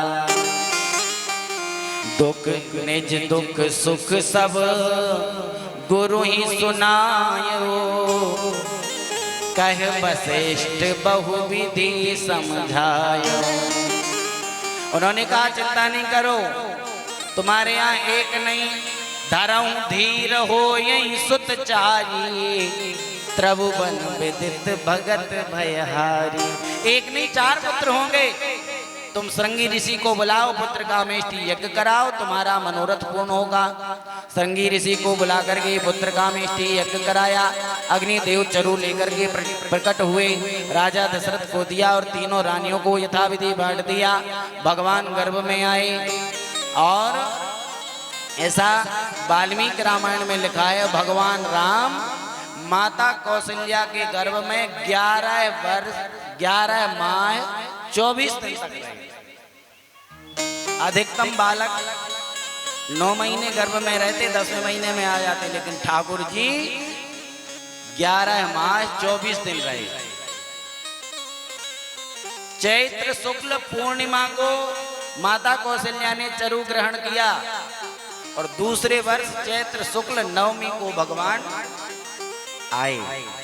बाबा लिखते नवमी तिथि मधुमास पुनीता, नवमी रे मधुमास पुनीत शुक्ल पक्ष अभिजित हरि प्रीता शुक्ल पक्ष अभिजित हरि प्रीता मध्य दिवस अति शीत नगामा मध्य दिवस अति शीत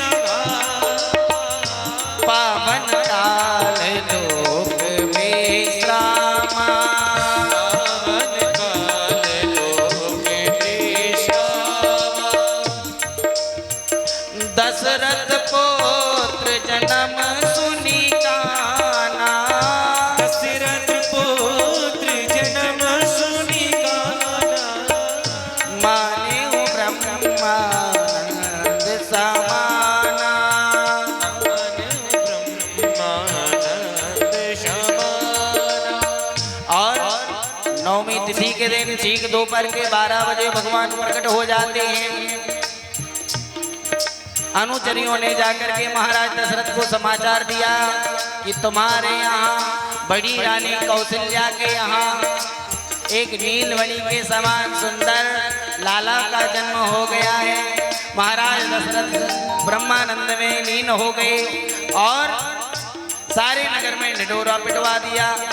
सब लोग आगा करके भगवान को जन्मोत्सव की बधाई दे रहे हैं। महाराज दशरथ को चौथे पद में पुत्र पाने की बधाई दे रहे हैं। कुछ ही देर में पता चला कि दूसरी रानी ने भी एक बेटा को जन्म दिया। कुछ ही देर में पता चला कि तीसरी रानी ने भी दो बेटों को जन्म दिया है।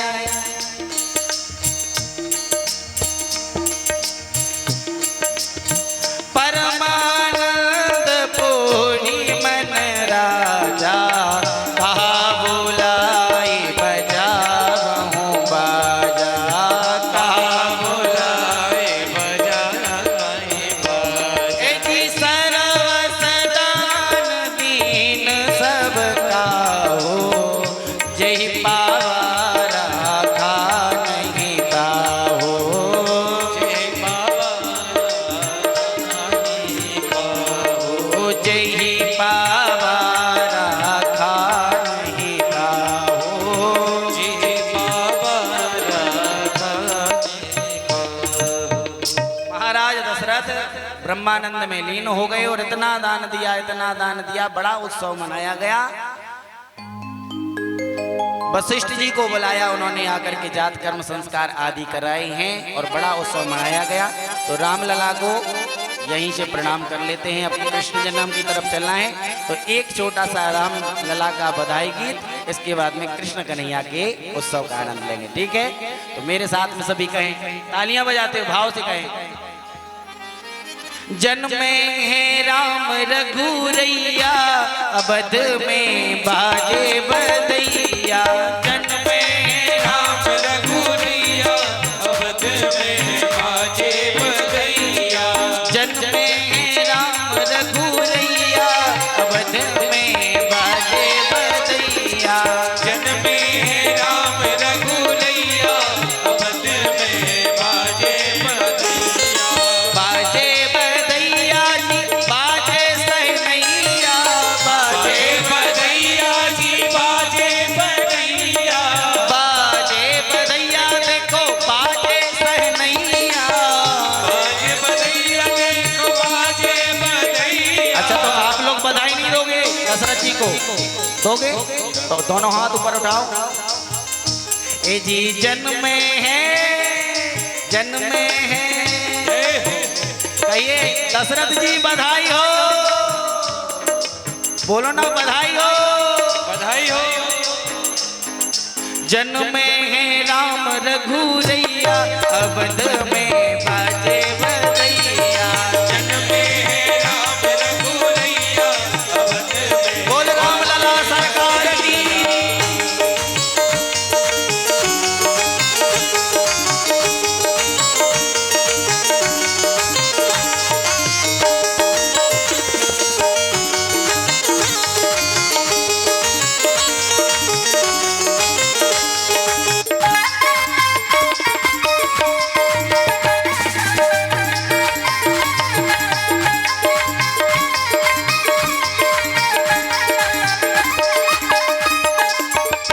मंगलचार गाएं सब युवती, मंगलकार गाए सब युवती, मंगलचार गाएं सब युवती, मंगलकार गाए सब युवती, गाएं सब युवती, गाएं सब युवती, गाए सब युवती, गाए सब युवती, मंगलचार गाएं सब युवती, मंगलकार गाए सब युवती, नाचे ताता थैया अवध में बाजे बधैया, नाचे ताता थैया अवध में बाजे बधैया, नाचे ताता थैया अवध में बाजे बधैया, नाचे ताता थैया अवध में बाजे बधैया, जन्मे हैं चार अवध में बाजे बधैया, जन्मे हैं चाचा भैया अवध में बाजे ऐसे नहीं, बधैया, कम से कम ताली तो बजा लो यार, फिर कन्हैया के जन्म की ट्रेनिंग हो जाएगी ना अभी। कन्हैया के जन्मोत्सव में खूब आनंद लेना है। उठाओ अपने हाथों को।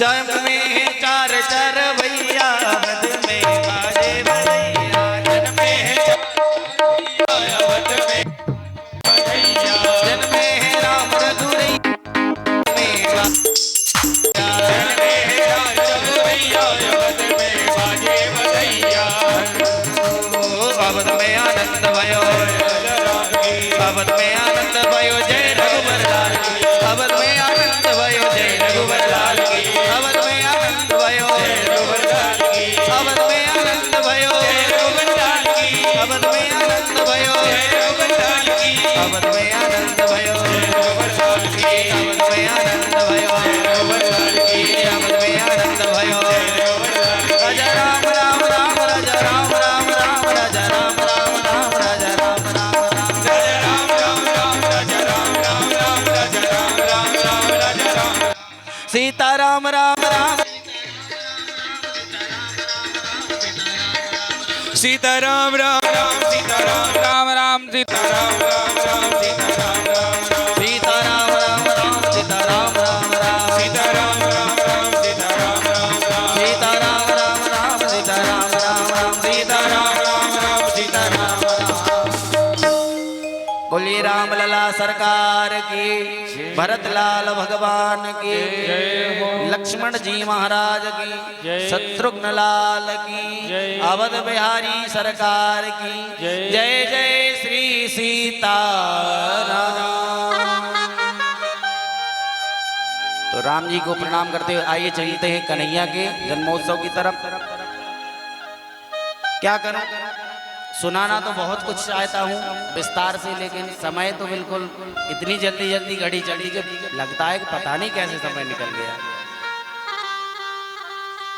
लेकिन इच्छा भी तभी होती है अच्छी अच्छी कथाएं सुनाने की जब अच्छा श्रोता मिलता है, और आप लोग बड़े प्यारे श्रोता हो, बड़े मन से सुन रहे हो, इसलिए लगता है कि कोई अंदर की बात बता दूं। सीधी सीधी कथा कहता तो कभी तक पहुंच जाता है, लेकिन लगता है कि जो कोई अंदर की बात है वो भी आप तक पहुंच जाए, भक्त चरित्र भी आप तक पहुंच जाए, इसलिए समय हो जाता है। लेकिन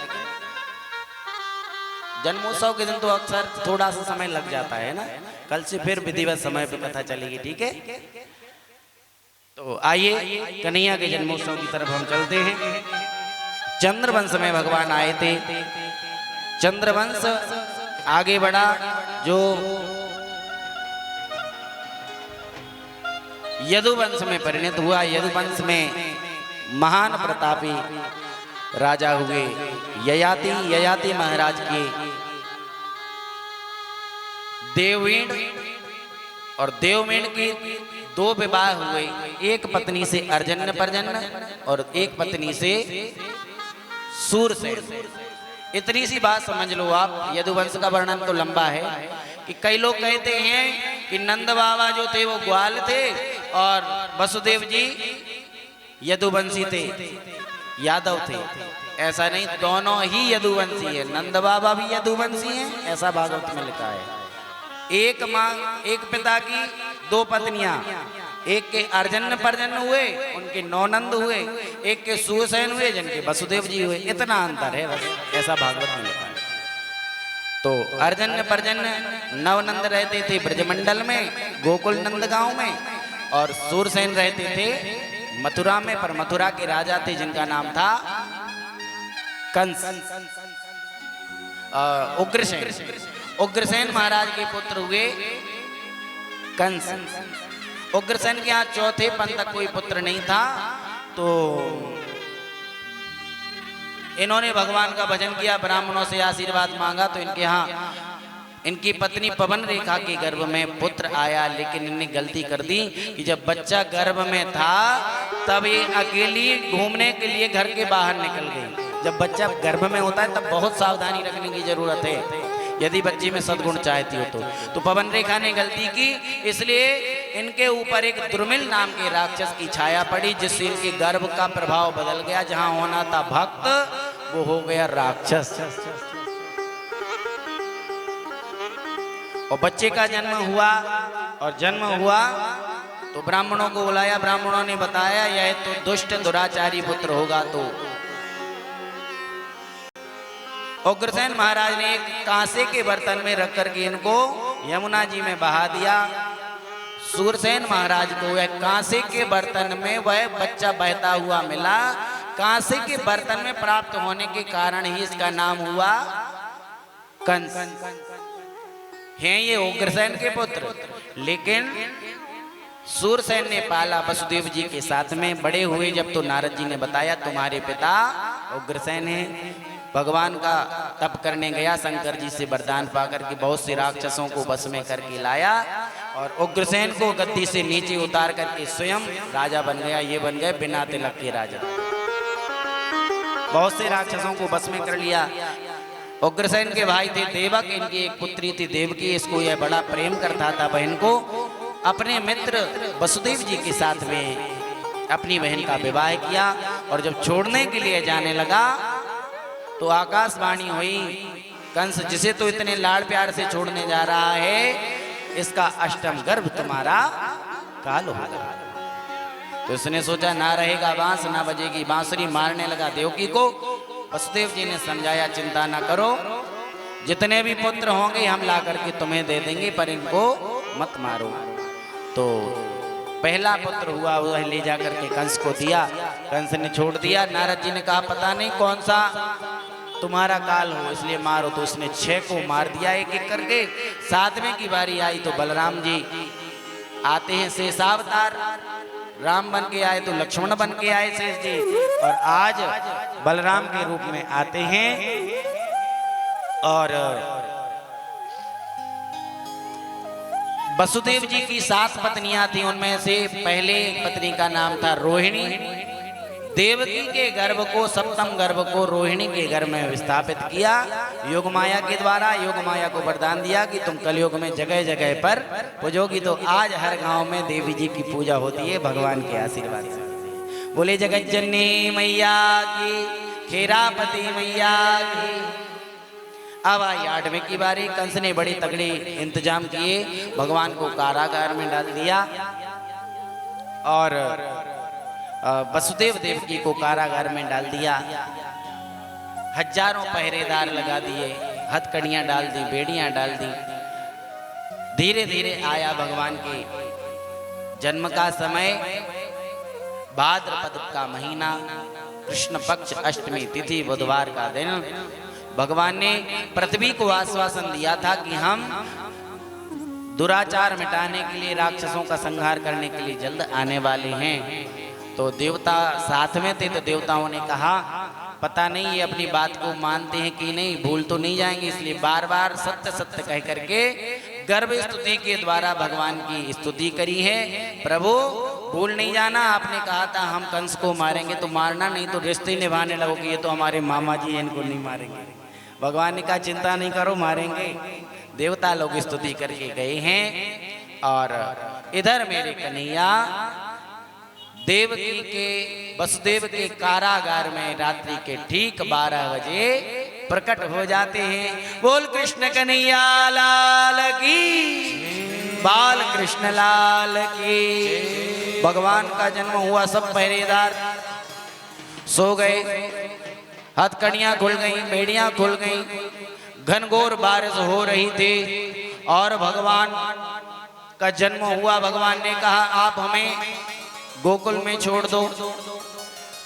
नंदराय जी के यहाँ उनकी पत्नी यशोदा के यहाँ अभी अभी लाला का जन्म, कन्या का जन्म हुआ है, वहां कन्हैया को छोड़ो, मुझे छोड़ो और योग माया को लेकर के आ जाओ। ऐसा कहा। वसुदेव जी बोले हमें बंधन लगे हुए, हम कैसे जाएं?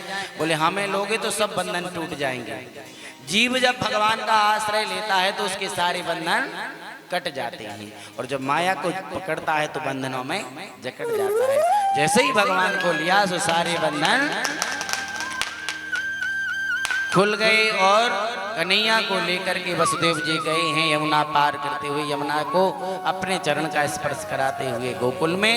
और उधर वसुदेव जी ने यशोदा के बाजू में कन्हैया को लिटाया, योग माया को लेकर के आए और योग माया को जैसे ही लेकर के आए योग माया ने रोना प्रारंभ किया और कंस को पता चला, कंस ने उसको मारना चाहा, छूट करके अनंत आकाश में गई और आकाशवाणी की कि मुझे मारने से फायदा नहीं, तुझे मारने वाला ब्रजमंडल में अवतार ले चुका है।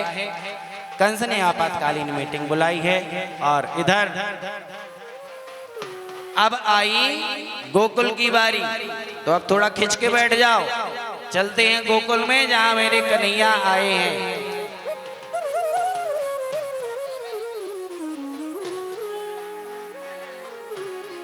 तो कन्हैया आए हैं तो थोड़ा उनका स्वागत कर लो, तालियां बजाते हुए भगवान से कहो आओ आओ मेरे नंदलाल आ जाओ, आओ आओ मेरे नंदलाल आ जाओ, आओ आओ मेरे नंदलाल आ जाओ, आओ आओ मेरे नंदलाल। तालियां बजाते हुए मेरे नंदलाल आ जाओ, मेरे नंदलाल आ जाओ, मेरे घनश्याम आ जाओ, मेरे घनश्याम आ जाओ, आओ आओ मेरे नंदलाल आ जाओ, आओ आओ मेरे नंदलाल आ जाओ, आओ आओ मेरे घनश्याम आ जाओ, आओ आओ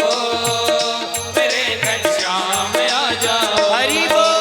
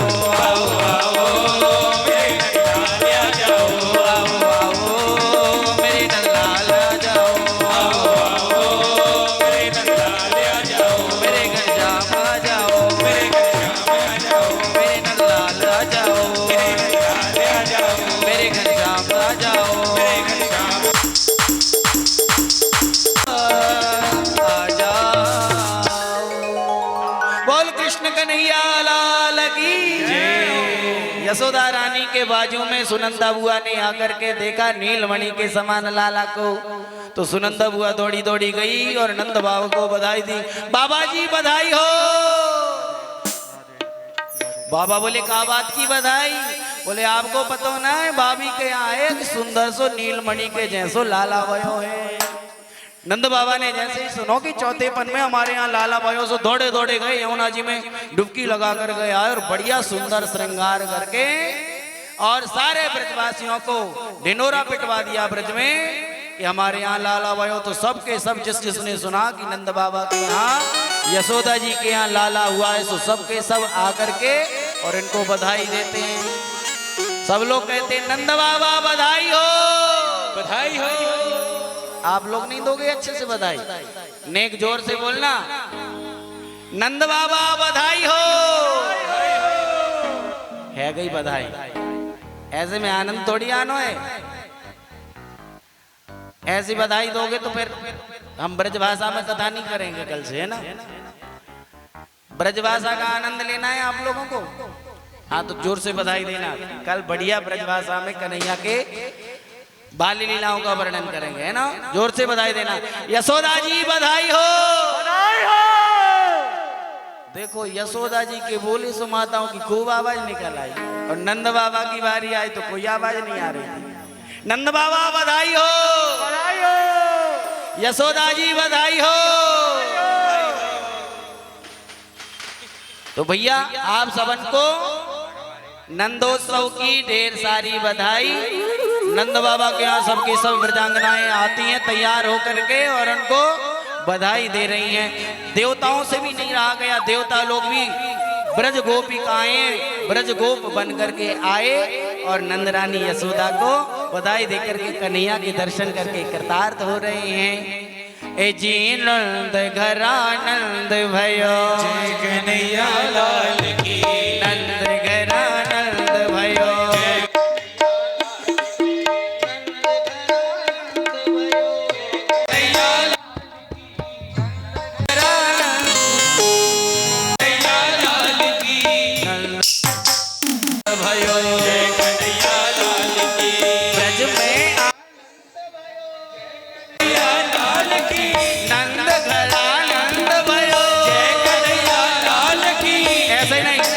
जरा उठाओ अपने हाथों को ऊपर और मेरे साथ में कहो नंद घरा नंद भयो, कन्हैया लाल की। नंद घरा नंद भयो, कन्हैया लाल की। बधाई हो।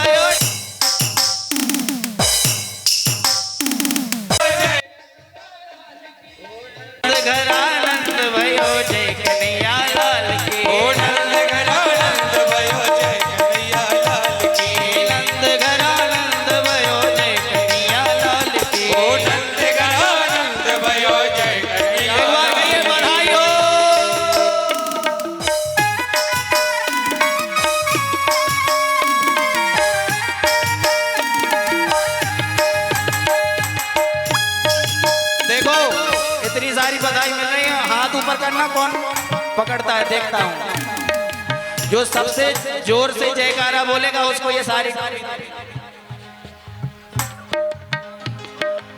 बोल बाल कृष्ण लाल की। सबसे ज्यादा हमारी आवाज आई किसी को नहीं। फिर से बोलना नंद के लाला की बधाई हो, बधाई हो।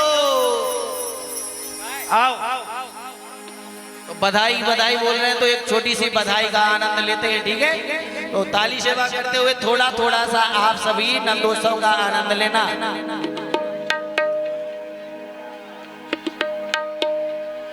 अरे गोकुल में बाजे ढोल जन्म लय कान्हा ने, गोकुल में बाजे ढोल।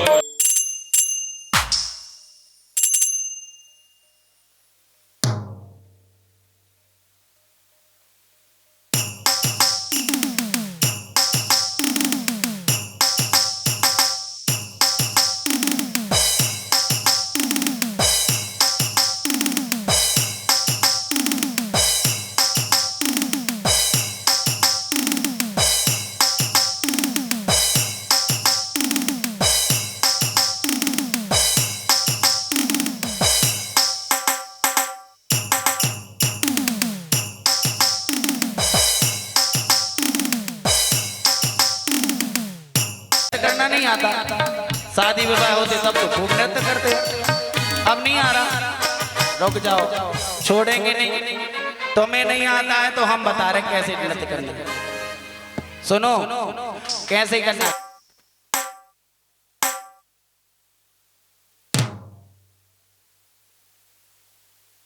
ऐसा ऐसा लगा के और ऐसा घुमाते हैं, बस एक हाथ से बल्ब लगाना है। और सबके घर में नल लगा है ना, तो नल की टोटी कैसे खोलते हैं, तो बस एक हाथ से बल्ब लगाओ ऊपर और एक हाथ से नल की टोटी खोलो, करो ऊपर हाथ। अरे गोकुल में बाजे ढोल जन्म ले,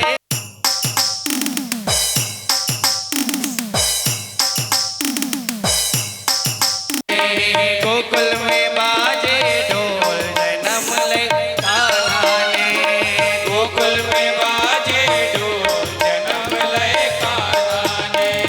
ब्रह्मा भी नाचे शंकर भी नाचे, नाचे ब्रह्मा नाचे, नाचे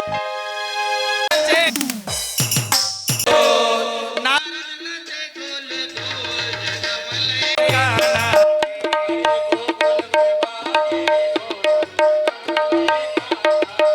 ओ गोकुल में बाजे ढोल जन्म ले कान्हा ने, गोकुल में बाजे ढोल जन्म लय कान्हा। बोल बाल कृष्ण लाल की।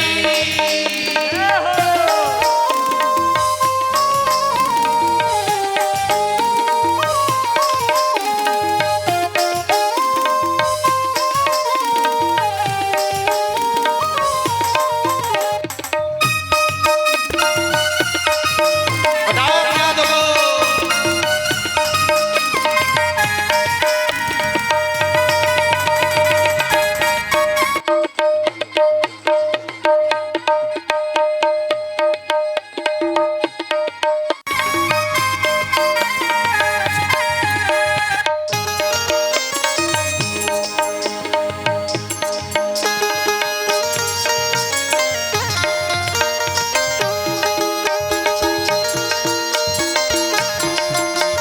बोल बाल कृष्ण लाल की।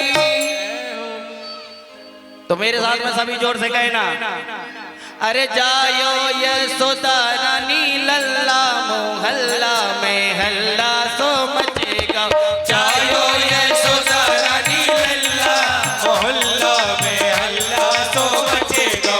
जायो यशोदा जी ने लल्ला मोहल्ला में हल्ला सो मचेगा। जायो यशोदा रानी लल्ला मोहल्ला में हल्ला सो मचेगा।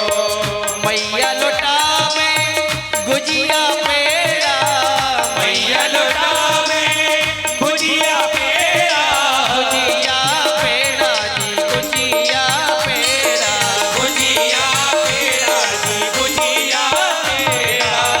मैया लोटा में गुजिया पेड़ा, मैया लोटा में भुजिया पेड़ा। और बाबा पता है बाबा ने क्या लौटाया, वो गोल गोल होता है वो क्या, काला काला। बाबा लोटा में रसगुल्ला मोहल्ला में हल्ला तो मचेगा, बाबा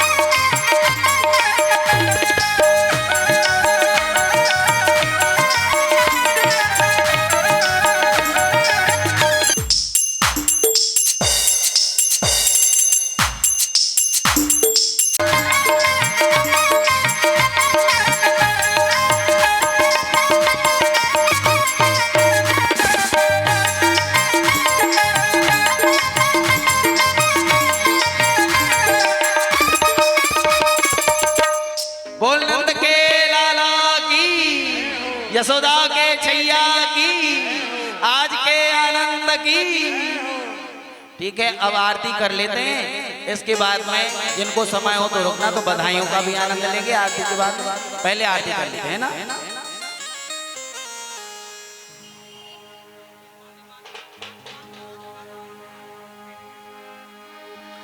तो भैया आरती प्रज्वलित हो रही, तब तक एक और बधाई का आनंद ले लेते हैं। इसके बाद में आरती करके प्रसाद लेकर के आप जाना। बिना प्रसाद के कोई नहीं जाएगा, लड्डू का प्रसाद लेकर ही जाना जन्मोत्सव।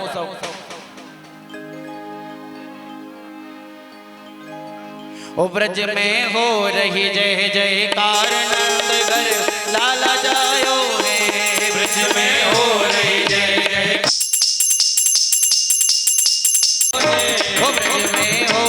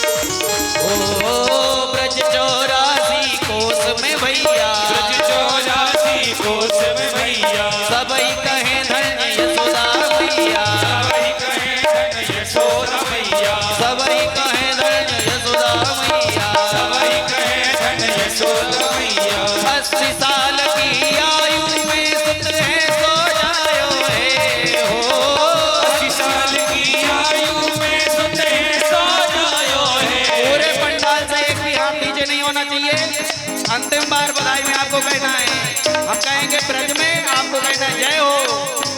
ब्रज में हो, ब्रज में हो, ब्रज में हो रही जय जयकार, नंदघर लाला जायो रे। जय जयकार,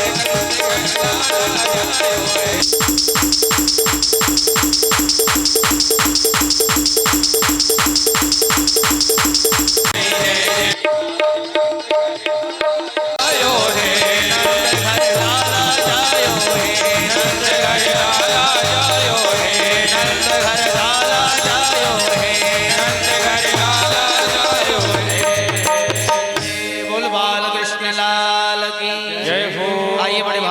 से आरती करने वाले कृष्ण भगवान की। कल की कथा में भगवान की बाल लीलाओं का श्रवण एवं गिरिराज गोवर्धन 56 भोग का हम सभी दर्शन एवं आनंद लेंगे। तो अधिक से अधिक संख्या में आप सभी पधारे हैं। 2 से 5 के बीच में कल कथा होगी। आज जन्मोत्सव के कारण थोड़ा प्रारंभ में भी लेट हो गए, और अभी तो कन्हैया को आना था तो वो लेट आए, तो मैं क्या करूँ, है ना। तो समय से आइएगा, 2 से कथा का आनंद लेंगे। बड़े भाव और श्रद्धा से कहें आरती बाल कृष्ण की जय, आरती बाल कृष्ण की जय। अपनो जन्म सफल कर लीजिए, अपनो जन्म सफल कर लीजिए। प्रिय सुता को परम दुलारो, प्रिय सुता को परम दुलारो। बाबा की अखियन